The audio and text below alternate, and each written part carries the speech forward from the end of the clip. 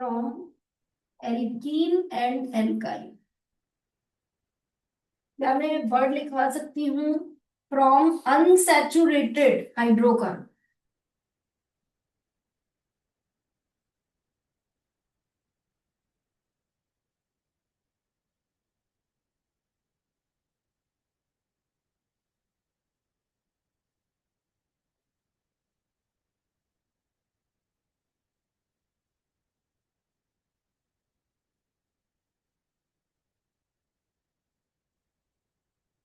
Methods of preparation में first preparation लिखिए from alkene and alkyne unsaturated hydrocarbon. बोलो धर्म, क्या लग रहा है? एल्कीन में क्या कर दें कि वो एल्केन बन जाए? जनरल बताओ। क्या कर दूं? डबल बॉन्ड सुनने में। हाँ, जैसे मेरे पास है सी डबल बॉन्ड सी। ये मैंने जनरल एल्कीन बनाई या कोई पर्टिकुलर एल्कीन बनाई? General. C double bond C रखा हुआ है ना, वैलेंसी सेटिस्फाई कर ही नहीं रही हूं मैं। अब मुझे इससे एल्केन बनाना है। क्या मुझे ये बनाना है? चेक करो। दो कार्बन वाला। अब बताओ क्या हटाना है और क्या लगाना है? भव्य के नम्रता कैमरा ऑन। क्या हटाना है, क्या लगाना है? क्या मानते हैं? पाई तोड़ना है। एक पाई तोड़ना है। अब आप ध्यान देंगे, जब एक पाई बॉन्ड ब्रेक होता है तो दो सिग्मा बॉन्ड बनते हैं। बताओ क्यों? ये एक पाई था। आप दूसरा कलर लेना, इसको ब्रेक करो। क्या इसकी चौथी इसमें थी? वैलेंसी एक दो तीन, और इसकी चौथी इसमें थी, आपने वो तोड़ दी। तो इन दोनों की एक एक वैलेंसी खाली हो गई, नहीं हो गई? तो वो एक एक वैलेंसी खाली हो गई। क्या आप मानते हैं एल्केन बनाने के लिए आपको इन वैलेंसी पे एच लगाना पड़ेगा? एच के अलावा कोई और अलाउ नहीं है, तो कोई दिक्कत नहीं, इसमें हाइड्रोजन ही जोड़नी है gas in presence of nickel, palladium और प्लेटिनम। क्या जोड़नी है? Hydrogen gas in presence of nickel, palladium और। तो अपने आप पाई टूटेगा, दो सिग्मा फ्री होंगे और दोनों जगह कौन आकर जुड़ जाएगा? H H. बाकी ये जो दो थे वो एज इट इज कॉपी हो जाएंगे, उसी पैटर्न में बना लीजिए। और ये जो दो थे वो एज इट इज ऐड हो जाएंगे, इनका कोई रोल ही नहीं है। किसका रोल है? पाई का। पाई टूटेगा और दोनों सी पर एक एक एच जाकर जुड़ जाएंगे। इस रिएक्शन का नाम है from alkene and alkene by catalytic hydrogenation. Word देखिए, समझ आया क्या? हाइड्रोजन का एडिशन कैटलिस्ट की प्रेजेंस। कौन है कैटलिस्ट? की प्रेजेंस में क्या जोड़ रहे हैं? हाइड्रोजन। कैसे जोड़ रहे हैं? हाइड्रोजन गैस को इनकी प्रेजेंस में लाए, पाई टूटा है। ये बोल एल्कीन से क्या बन गया? एल्कीन। एक मिनट रुकिए, एल्काइन से भी सीख लो। सी ट्रिपल बॉन्ड सी, एक एक वैलेंसी फ्री, ये जनरल एल्काइन है। क्या भेजी? किसकी प्रेजेंस में? एक पाई टूटा और दो सिग्मा फ्री हुए। चेक करिए एल्कीन आ गई क्या? एक पाई टूटा, दो सिग्मा फ्री हुए, डबल अभी भी बैठा है। लेकिन आपने हाइड्रोजन गैस भेज रखी है जो बहुत एक्सेस में है, तो वो वापस काम कर देगी निकल, पैलेडियम और प्लेटिनम की प्रेजेंस में। फिर ये वाला पाई भी टूटा, समझ रहे? और यहाँ भी क्या ऐड हो गई? हाइड्रोजन। हाइड्रोजन। तो एल्कीन एल्काइन से सीधे क्या बन गई? Alkane via alkene. आया समझ में? याद करिए, सब बोलेंगे, मैं पूछ रही हूँ तो। क्या बनाना सीख रहे हो? सब बोलेंगे किससे बनाना सीख रहे हो? एल्कीन और एल्काइन कैसे हाइड्रोकार्बन है? कौन सी रिएक्शन करवा रहे हो? क्या दिखवा रहे हो? इसकी presence में इतना, इसने करा तो एक और इससे करे तो दो, और क्या जुड़ेगा? दो हाइड्रोजन। ठीक है, अब इसको अच्छे से एक एक रिएक्शन को समझो, फिर इसकी प्रैक्टिस करते चलो।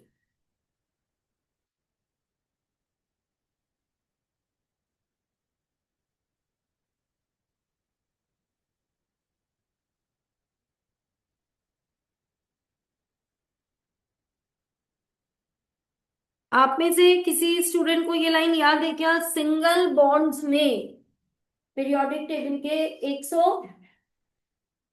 कितने एलिमेंट है? 118 एलिमेंट्स में सब में सिंगल बॉन्ड बनाओ खुद का खुद से, उसमें स्ट्रॉन्गेस्ट होता है हाइड्रोजन का। पता है ये लाइन? सिंगल बॉन्ड में स्ट्रॉन्गेस्ट बॉन्ड किसका होता है? हाइड्रोजन का। डायटोमिक में कार्बन, आप कार्बन का सोच रहे हो, वो कब है? जब कैटनेशन है, रिपीटिशन दो में, जैसे H2 सिंगल और सिंगल, Cl2 सिंगल और सिंगल, ऐसे जो दो जुड़ के रहते हैं ना, उसमें जब सिंगल बॉन्ड है तो हाईएस्ट बॉन्ड एसोसिएशन एनर्जी किसकी है? हाइड्रोजन की। तो क्या आपने यहाँ पे हाइड्रोजन ही काम में ले रखी है? तो आपका क्वेश्चन आता है कि ma'am what is the role of nickel, palladium और प्लैटिनम। तो सुनेंगे, hydrogen gas nickel palladium platinum की सरफेस पर जाकर एड्सॉर्ब होगी, और वही ऐसी रिएक्शंस होती हैं जो एच बॉन्ड को तोड़ के उसको रिएक्शन के लिए प्रिपेयर करते हैं। वरना H2 का बॉन्ड कैसा है? रिएक्शन हो ही नहीं पाएगी। समझ आ रहा है? तो अभी लिखवा रही हूँ, what is the role of catalyst, पहले ये कर लो।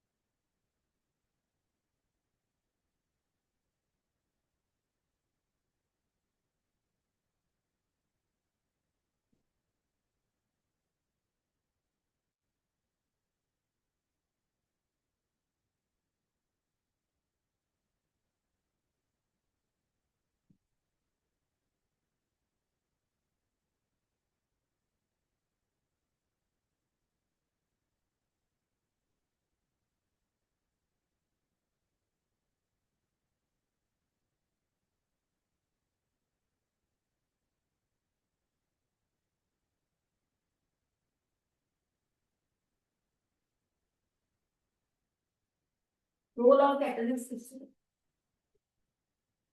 these metals adsorb, क्या नहीं करना है? एब्सॉर्ब। एब्सॉर्ब में तो हाइड्रोजन उनके अंदर घुस जाएगी, फिर उसके लिए कैसे अवेलेबल होगी? बोलो तोशी, हाइड्रोजन किसके लिए चाहिए? हाँ, एल्कीन और एल्काइन के लिए चाहिए भाई, कैटलिस्ट के अंदर थोड़ी ना घुसानी है। तो कैटलिस्ट का क्या रोल है? उसे वहां जाने के लिए लायक बनाना। तो वो अपनी सरफेस पर उसको बुलाएगा और वहां रिएक्शंस के थ्रू उसके बॉन्ड को कमजोर करेगा ताकि वो आराम से वहां जाकर जुड़ सके। तो दीज मेटल एडसॉर्ब, ध्यान रखिएगा, एब्जॉर्ब करना तो वहीं घुसा देना हो जाएगा। These metal absorb hydrogen gas on their surface and activate H bond. समझ गए? एक्टिव कर दिया उसे कि जाओ जुड़ो, जाके वी कर दिया, तोड़ दिया, आराम से जाकर ऐड हो जाए। उसका पूरा मैकेनिज्म होता है, वो सरफेस केमिस्ट्री नाम से एक चैप्टर होता है उसमें, उसको हम नहीं लेंगे कि कैसे किया। उसके बाद एक पॉइंट डाल दें, note, palladium and platinum react at normal room temperature but high P and T are needed with nickel। कौन ज्यादा रिएक्टिव है, निकल या पैलेडियम प्लैटिनम? वेरी गुड, क्योंकि उनको रूम टेम्परेचर दो तो भी वो करा के ले जाएंगी काम, और निकल की रिएक्टिविटी कम है, कम होगी तभी तो एक्सटर्नल चीजें ज्यादा चाहिए। निकल को पी और टी ज्यादा चाहिए, मतलब निकल की रिएक्टिविटी कम है, और आपके पैलेडियम और प्लेटिनम रूम टेम्परेचर पर भी काम संभाल लेंगे। क्या बनाना सीख रहे हो? एल्केन। किससे बनाना सीखा? फ्रॉम एल्कीन और एल्काइन अनसैचुरेटेड हाइड्रोकार्बन। रिएक्शन का नाम बोलो विष्णु। Catalytic hydrogenation. कैटलिस्ट का नाम बोला था। जितना बोलोगे ना वहां यहां सीख कर जाओगे। रिएक्शंस का नंबर आ गया है देखो अब, है ना? बोलो सब लोग, कैटलिस्ट कौन है? निकल पैलेडियम। किसको हाई टेम्परेचर चाहिए? कौन टेम्परेचर पे काम कर देगा? अब दूसरी प्रिपरेशन लिखवा दी हूँ। From alkyl halide. ये सब रिएक्शन यूं की यूं 12th के कोर्स में है। मैं बार बार आपको याद दिला रही हूँ, एज इट इज सारी 12th में रिएक्शन है। जेई नहीं कह रही हूँ, 12th कह रही हूँ। जेई में तो है ही 11 12 का कोर्स, पर 11 की ऑर्गेनिक 12th में एज इट इज है, ये ध्यान रखना। बॉन्डिंग नहीं है, इक्विलिब्रियम नहीं है, थर्मो नहीं है, स्टेट्स ऑफ मेटल, ये कुछ भी स्ट्रक्चर ऑफ एटम कुछ नहीं है, पर ऑर्गेनिक की हर रिएक्शन है। ध्यान दीजिएगा। किससे बनाना सीख रहे हैं? एल्काइल हैलाइड का जनरल फॉर्मूला सब जानते हैं, आरएक्स। इससे बनाने के दो मेथड्स हैं। कितने मेथड्स हैं? पूरी काउंटिंग रहनी चाहिए फिंगर्स पे कि किसके कितने हैं। कितने मेथड्स हैं? दो। पहला मेथड है by reduction using zinc and dilute HCl। कुछ भी इधर से उधर नहीं हो सकता। जिंक तो जिंक ही रहेगी, HCl का HNO3 नहीं हो सकता, डाइल्यूट का कंसंट्रेटेड नहीं हो सकता। क्या किसके साथ रिएक्शन करनी है अल्काइल हैलाइड की? जिंक और डाइल्यूट HCl की प्रेजेंस में रिडक्शन कराना है। बोर्ड पर देखिए, अल्काइल हैलाइड लिखा। बोर्ड पर देखिएगा, किसकी प्रेजेंस में? जिंक और डाइल्यूट। अब आपकी एनसीईआरटी ने डाइल्यूट HCl ना लिखकर H+ लिख रखा है। लिखने के इतने वेरिएशन है ऑर्गेनिक के अंदर, एक चीज को 10 तरीके से लिखते हैं लोग। क्यों लिख दिया? क्योंकि HCl एसिड है या नहीं है? और एसिड किसे कहते हैं? समझ आ रहा है? अब रिडक्शन का मतलब क्या जोड़ना होता है? तो किसको जोड़ना है? हाइड्रोजन। ये आपकी एनसीईआरटी में दे रखी है, बाकी हमारी तो हर बुक में ऐसे दे रखा है। जिंक और डाइल्यूट HCl ने पहले रिएक्शन किया, क्या बना? नेसेंट हाइड्रोजन बनती है। सुना है क्या word? Newly born, nascent. Nascent का मतलब जो अभी अभी बनी, और वो नेसेंट हाइड्रोजन आरएक्स पे आती है। अब बोलो कितनी एच आ रही है?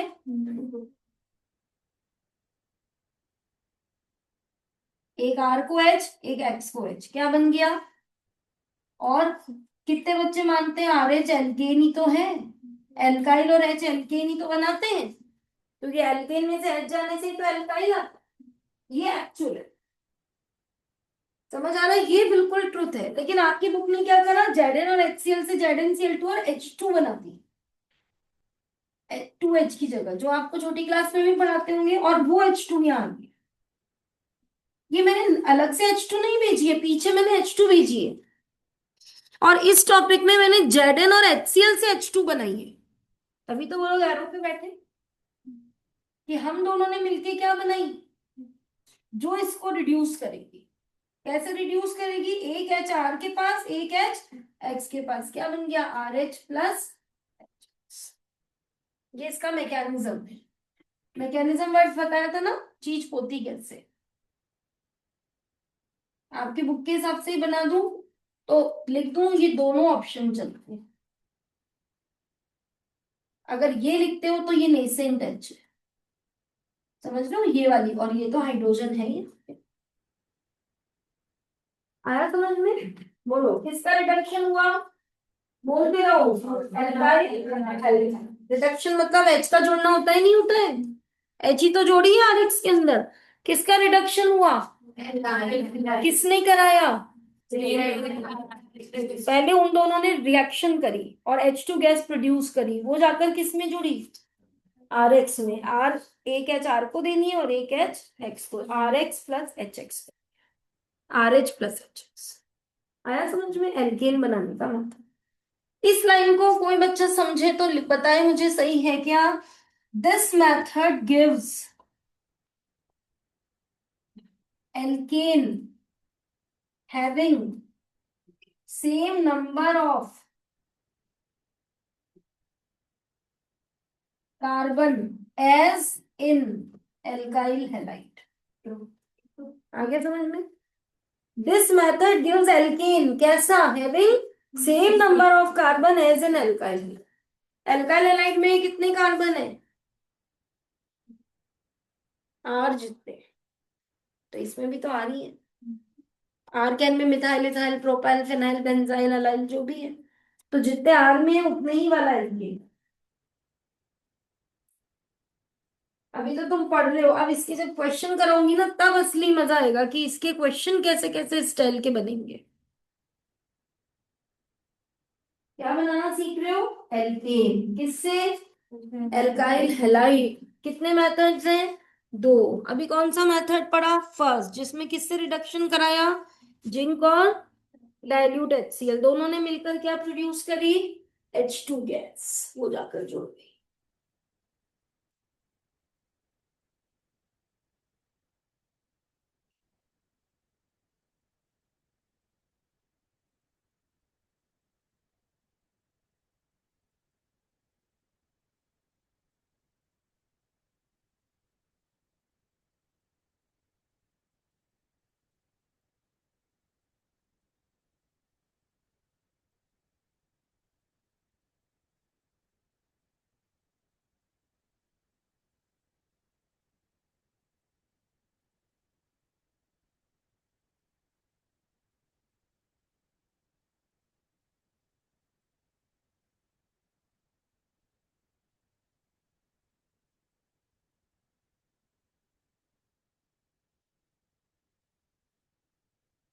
चलो आगे।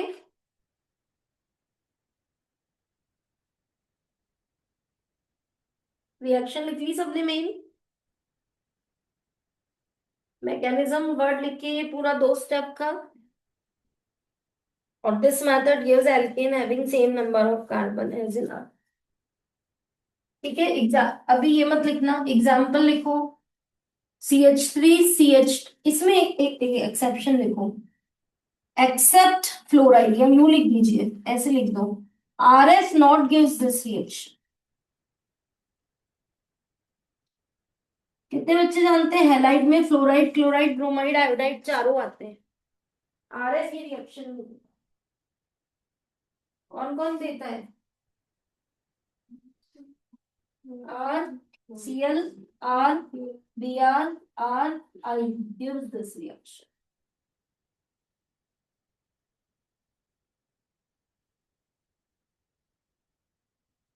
RF नहीं देते हैं। सबके रीजन है, पर अब आप भी इतना डिटेल में जितना है उतना बताती जा रही हूँ। जितना है उससे भी ज्यादा ही करेंगे, पर बहुत ज्यादा में भी मतलब नहीं। सबके रीजन है कि भाई एब्जॉर्ब हो गई, क्या हुआ, RF क्यों नहीं देते हैं। अब एग्जाम्पल लिखिए। एग्जाम्पल में नहीं है, ये तो पॉइंट है, एग्जाम्पल में लिखिए। CH3 CH2 Br। कौन बताएगा जिंक और डाइल्यूट HCl से क्या बनेगा? CH3 CH CH3 CHCl zinc और डाइल्यूट HCl। ये भी लिख सकते हो, बोलो क्या है? तो क्या मैं कहूं, जहां X होगा वहीं H आ जाएगा। हर रिएक्शन को सीखने के बाद जब अपन एग्जाम्पल लेंगे तो मैं बड़े बड़े स्ट्रक्चर बना के दूंगी। अब आपको बड़े स्ट्रक्चर से नहीं डरना है, एक ही चीज सीखनी है। आपको ये RX है या नहीं ये बता दो मुझे। इसको RX पढ़ो, बजाय कि तुम इसको 2 क्लोरो 3 मिथाइल ब्यूटेन देख रहे हो, इसको RX पढ़ो। और ये जिंक और डाइल्यूट HCl। फिर आपको रिएक्शन याद आ जाएगी कि जहां X होता है वहां H आ जाता है। बोलो क्या बन जाएगा? CH3 CH CH3 CH2 CH3। समझ आ रहा है? ऑर्गेनिक में मैं आपको ये सिखाऊंगी कि रिएक्शंस और रिएजेंट्स के साइज पे मत जाओ, कंसेप्ट पकड़ो। कंसेप्ट कैसे पकड़ते हैं, वो जो मैंने अभी 1 लाइन में लिखा ना, इसके लिए आप मेरी क्लास में आए, क्योंकि ये तो बुक में लिखा हुआ है, मैंने कुछ भी मेहनत नहीं की इसके लिए, लेकिन ये जो आपको दिया है, अब आपको कितना भी टफ स्ट्रक्चर मिल जाए, आपको जिंक और डाइल्यूट HCl दिखा, RX दिखा, जहां एक्स है वहां क्या भेज दोगे, H, खत्म, बाकी सब कॉपी पेस्ट कर दो, किसी का कोई रोल ही नहीं है, सब एज इट इज कॉपी हो जाए, जहां एक्स होगा वही एच आएगा, बस ये कंक्लूजन है। देखिए मैंने ये बनाया,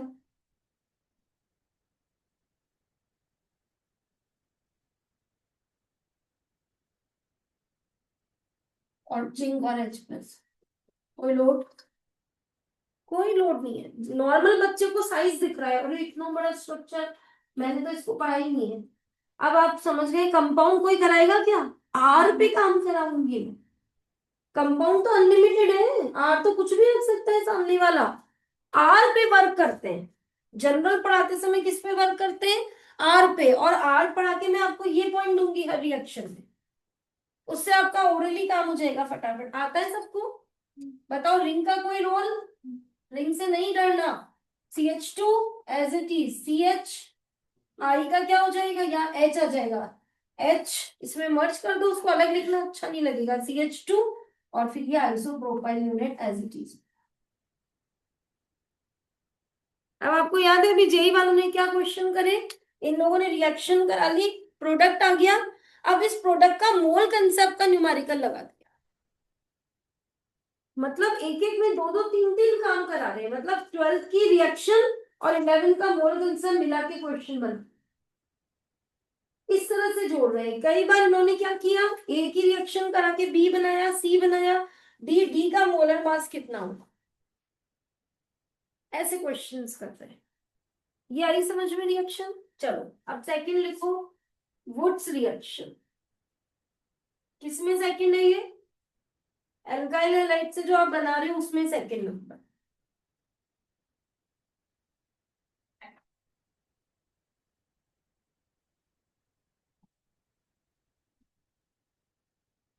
बेंजीन रिंग पे CH2, फिर CHI, फिर CH2 लिखा है।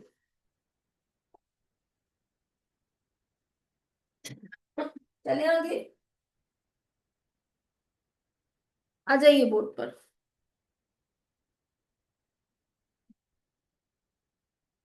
बोर्ड पर आइए जल्दी। एल्काइल हैलाइड की रिएक्शन सोडियम के साथ in presence of dry ether, alkyl halide की रिएक्शन सोडियम के साथ ड्राई ईथर की प्रेजेंस में करने से क्या बनते हैं, alkane having double number of carbon of RX, RX में जितने हैं उसके डबल वाले बनते हैं, क्योंकि ये काम वुड्स ने किया था, इसलिए उनके रिस्पेक्ट में इसका नाम वुड्स रिएक्शन रख दिया है। कैसे रिएक्शन होगी वो सीखिए, RX लिखना है, फिर Na लिखना है, फिर उल्टा लिखना है दूसरा RX। 11 क्लास, एक कंपाउंड जब आपको दिया है तो आप उसके 1000 मॉलिक्यूल भी यूज कर सकते हैं रिएक्शन के दौरान। ये ना सोचें कि मैंने RX एक दिया है, यहां मैंने लिखा है कि मैंने बीकर में RX और सोडियम डाल रखा है, अब आप उसके 2 मॉलिक्यूल 10 मॉलिक्यूल जितनी इच्छा उतने काम में लो। क्या मानते हो आप, एक बूंद भी अगर टेस्ट ट्यूब में डाल रहे हो किसी की, तो भी बहुत मॉलिक्यूल आ चुके हैं। तो आप जब केमिस्ट्री लैब में गए काम किया तो अपन इतना तो डालते ही हैं कि चौथा ही टेस्ट ट्यूब या उससे कम रिएजेंट तो आप डाल ही रहे हो हर बार, तो बहुत मॉलिक्यूल्स अवेलेबल होते हैं, कोई हम गिन गिन के एक एक मॉलिक्यूल थोड़ी ना डाल रहे हैं। तो सबसे पहले इस कंसेप्ट को हटाएं, आपके पास एक RX और एक Na नहीं है, आपके पास बहुत है, आपकी इच्छा हो जितना यूज करिए। तो पहला RX लिखा, फिर Na लिखा, ये वुड्स का पैटर्न है, किसकी प्रेजेंस है, ड्राई ईथर। कभी कभी जिसकी प्रेजेंस है उसकी प्रेजेंस नहीं हो तो काम ही नहीं होगा, जैसे लाइट नहीं हो तो फोटोसिंथेसिस नहीं हो सकता, लेकिन कभी कभी एरो वाले नहीं लिखे हुए हो तो भी काम होता है। आप कहेंगे मैम ऐसा क्यों, क्योंकि एरो वालों के दो रोल हैं, पहला रोल एरो वाले ने ही रिएक्शन करवाई, और दूसरा एरो वाले ने रेट ऑफ रिएक्शन बढ़ाई। क्या मानते, पिछले केस में अगर एरो पर जिंक और HCl ना हो तो काम ही नहीं होगा, क्योंकि उन्होंने ही तो H2 बनाई जो जाके जुड़ी। लेकिन इस एरो में काम करने वाली सोडियम है। ड्राई ईथर तो हमने रेट बढ़ाने के हिसाब से या किसी और पर्पज से डाल रखा है, बताऊंगी अभी क्यों डाल रखा है। आ रहा है समझ में? इसलिए अगर आपको बोर्ड वाला ड्राई ईथर लिख के न दे तो भी ये रिएक्शन होगी, यहां तक पढ़ाना पड़ता है कि इसमें ये ना हो तो काम होगा, इसमें नहीं हो तो क्रॉस लगा के आना। बात आ रही समझ में? अब सो Na की वैलेंसी कितनी होती है? 1। और X की 1, तो 2 ले लो। तो एक Na को एक X दो, दूसरे Na को एक X दो और 2NaX बाहर कर दो। अब R किससे जुड़ गया? RR। और क्या बाहर निकल गया? कितने बच्चे मानते हैं ये एल्केन है? सोच के देखो, मिथाइल को मिथाइल से जोड़ो, इथाइल को इथाइल से जोड़ो, चेक करो एल्केन बना नहीं बना। एल्काइल में H जुड़ता है तो भी एल्केन है, और एल्काइल में एल्काइल जुड़ता है तो भी एल्केन बनता है। बताओ डबल वाला आया नहीं आया? रिपीट हो गया ना। Are are. डबल वाला बना नहीं बना, समझिए पहले अच्छे से। अब इसकी प्रैक्टिस हमको एग्जाम में आया, CH3CH CH3Cl, sodium, dry ether, बताओ क्या बनेगा? कुछ नहीं करना, पहला मॉलिक्यूल सीधा लिखना, दूसरा उल्टा लिखना, और बीच में सोडियम फंसा देना, और ये बॉक्स में बांध देना। क्या मैं कहूँ, बहुत सारे बच्चे समझ गए कि RX के R की मिरर इमेज बना दो आगे और जोड़ दो, वो आंसर आ जाए। RX के R की मिरर इमेज बना दो लिंक करते हुए, तो एक एक मिनट में आंसर्स आ जाएंगे। क्योंकि ये अकेले नहीं आने वाली, इसके साथ 10 चीजें और आएंगी, तो एक एक काम फास्ट करना है, स्लो से काम नहीं चलेगा। क्या बन गया बोलो? CH3CH CH3। और मैं तो देखते भी नहीं हूं, यहीं से बना दूंगी क्या? मिरर इमेज, मिरर इमेज बनानी आती है। CH CH3 CH3 बोलो, ये यार चेक कर लो। और बाहर क्या निकल गया? 2H। कौन बता सकता है बिना करे? CH2I सोडियम के साथ, ड्राई इधर नहीं दिया मैंने, चलता है उसके बिना। ड्राई इधर नहीं होगा तो डाल लेना।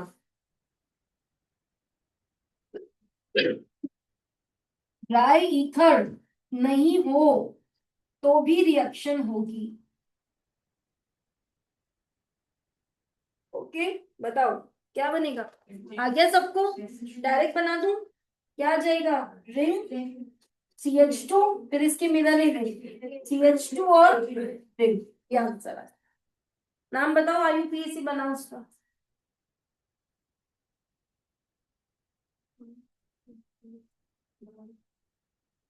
बोलो। हम्म, बोलना पड़ेगा तभी आएगा मुझे समझ। IUPAC नेम, 2 कार्बन की चेन, 1,2 डाइफेनाइल इथेन। रिंग थोड़ी ना लोगे, वरना इतना बड़ा सब्स्टिट्यूएंट थोड़ी ना बनाओगे, सिखाया था ना। 1,2 डाइफेनाइल इथेन। आ रहा है कुछ समझ में? अब वुड्स में उल्टा क्या हो सकता है? बोर्ड पर देखिए, रिवर्स।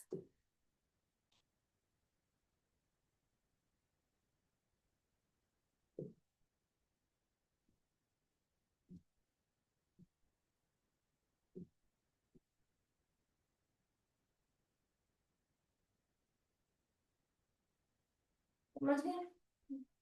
उल्टा, पहले ये गिवन था वो बताना था, ये क्वेश्चन मार्क था। अब ये आंसर है और ये क्वेश्चन मार्क है। क्या मैं कहूं, जहां से मॉलिक्यूल दो इक्वल हाफ्स में डिवाइड हो रहा है उस पार्ट को पकड़ के X लगा दो। CH3 CH2, क्या आपको दिख रहा है? यहां से ये रिपीटिशन है। क्या आप देख रहे हैं? जहां से रिपीटिशन होता है वहीं पर Cl था और वो वहां से कनेक्ट हो गए। बोलो, तो क्या हो गया answer? CH3 CH2 CH CH3 X। आया क्या सबको समझ में? उल्टा सीधा दोनों तरफ से चलना आ गया। आंसर दे रखा है तो क्या करना है? बोलिए, प्रोडक्ट दे रखा है तो क्या करना है? जहां से रिपीटिशन है वहां से तोड़ के उस सी पर जिससे वो जुड़ा है उस पे एक्स लगा। और अगर एक्स लगा हुआ दिया है तो एक्स हटा के जहां जितना है उसकी मिरर इमेज बना। ये वुड्स के सारे डेविएशन लिखिए अच्छे से। ये सबसे इंपॉर्टेंट चीजें हैं। होशियारी में ऐसा नहीं हो आप इन्हें छोड़ दें। हर चीज इंपॉर्टेंट है। जरूरी तभी बोल रही हूँ वरना मुझे क्या पड़ी क्यों बोलूंगी। ये सबसे इंपॉर्टेंट है क्योंकि जब तुम आगे बढ़ोगे तो मैं कहूंगी ये नहीं होना, काम मत करना, क्रॉस लगा के आ जाना। डेयर चाहिए क्रॉस लिखने के लिए? बताओ बताओ। 11 का आप एग्जाम दे रहे हो, आपकी मैम ने कहा टॉलुइन की रिएक्शन क्लोरीन से कराओ और तुम क्रॉस लगा कर आ गए। तुमने कहा ये होगी नहीं, आपने ये नहीं दिया ना, ये रिएक्शन होगी नहीं। आपने सनलाइट नहीं दी ना, फोटोसिंथेसिस हो ही नहीं सकता। वो डेयर चाहिए, इतना कंसेप्ट पे कमांड चाहिए कि ये नहीं होगा तो ये हो ही नहीं सकता। इसलिए बता रही हूँ कि ड्राई ईथर का कोई ऐसा मैकेनिज्म में रोल नहीं है कि वो ना हो तो काम नहीं होगा, तो वो नहीं हो तो भी हो जाएगा। तो अपन बात करें कि ये है क्यों यहाँ पे। पहले आप ये रिएक्शन लिख लो सारी, फिर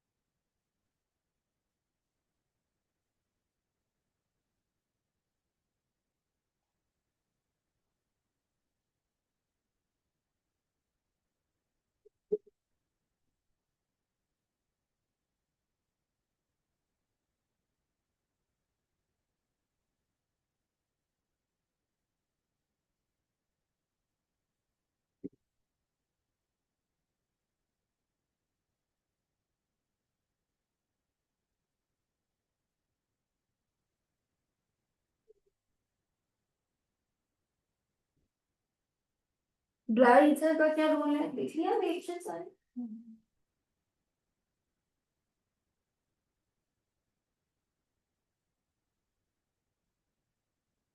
जहां से रिपीट है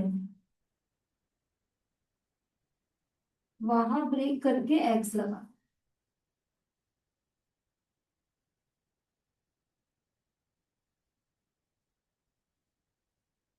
ठीक है, ये कैसे बनाया? एक्स हटा के मिरर इमेज। 2 मिनट में बुक्स का आंसर आ जाएगा।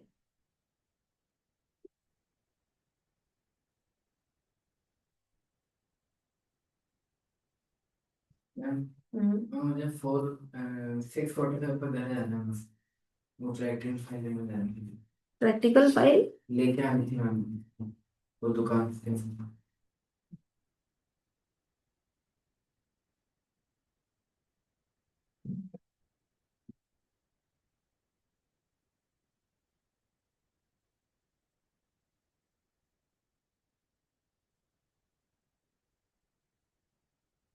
हो गया अब तो।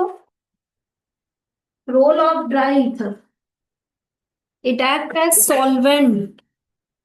सिर्फ घोलने का काम कर रहा है, किसको? आरएक्स। आरएक्स को ईथर अपने अंदर डिसॉल्व कर लेता है। चीज डिसॉल्व होगी तो रिएक्शन इजी हो जाएगी। तो ईथर के लिए लिख लें, ether act as solvent for RX. Organic compound organic solvent में सॉल्युबल होंगे नहीं होंगे, तो ईथर ऑर्गेनिक है तो वो उसको आराम से डिसॉल्व कर दो। अच्छा, सवाल आपकी तरफ से आएगा, वाइट शुड बी ड्राई। बताइए। It should be dry because कौन है आरएक्स के साथ? सोडियम। और कितने बच्चे केमिस्ट्री लैब में रेगुलर जाते हैं? उन्हें याद है सोडियम पीस को कैरोसिन ऑयल में डिप करके रखते हैं।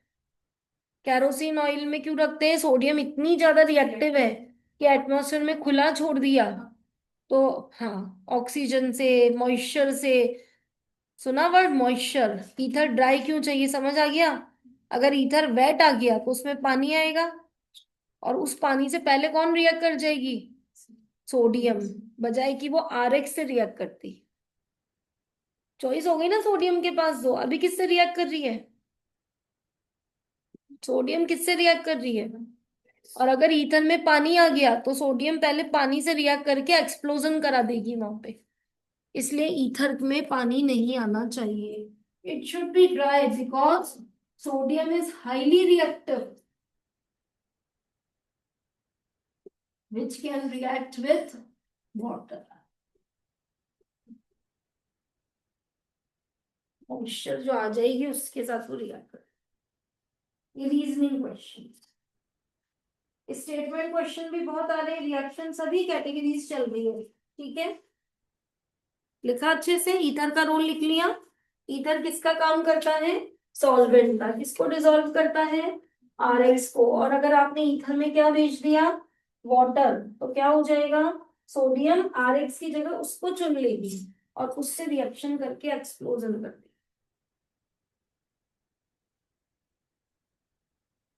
ठीक है, अब लिखेंगे शॉर्ट नोट ऑन वुड्स। ये ऑर्गेनिक में क्वेश्चन की एक सीरीज है। शॉर्ट नोट लिखिए।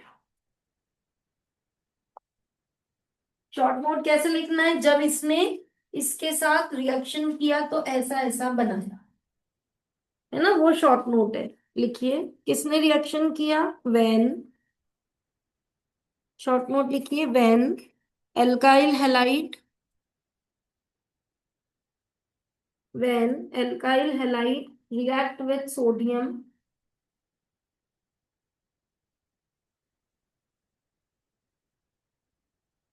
When alkyl halide react with sodium in presence of dry ether,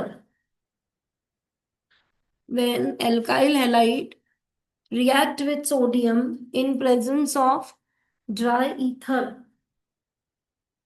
comma, alkane having alkane having double number of carbon, alkane having double number of carbon to that of alkyl halide form, alkane having double number of carbon, किससे double?